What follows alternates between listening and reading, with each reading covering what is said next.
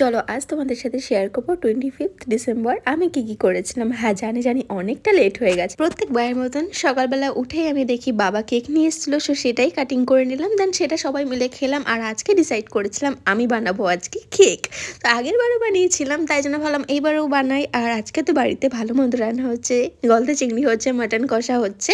তো তারপরে আমি লাঞ্চটা সেরে নিলাম দুপুরের। আর আজকের লাঞ্চটা জমিয়ে হয়ে গেছিলো, কারণ আমার ফেভারিট সব কিছু হয়েছিল। দেন আমার কেকটা কমপ্লিট হয়ে যায়, আর কেকটা খেতে এত টেস্ট হয়েছিল। দেন রাহুলও আমার জন্য কেক নিয়ে এসেছিলো, মানে সবার জন্য নিয়ে এসেছিলো।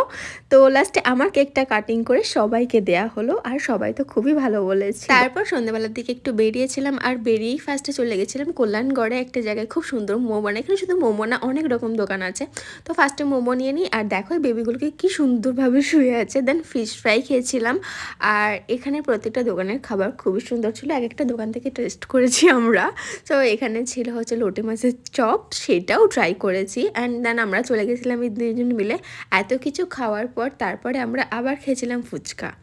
তো ওখান থেকে ফুচকাটা আমার একটুও ভালো লাগেনি, অল্প একটু খেয়েছিলাম। খেয়ে দেন চলে এসেছিলাম, আমাদের এখানে একটা প্রোগ্রাম হচ্ছিল, অনুকূল ঠাকুরের প্রোগ্রাম। এটা কল্যাণগড়েই ছিল, তাই ওখানে কিছুক্ষণ দাঁড়িয়েছিলাম। দেন ঠান্ডার মধ্যে তাড়াতাড়ি করে বাড়ি চলে এসেছিলাম। That's it for today, see you in next video.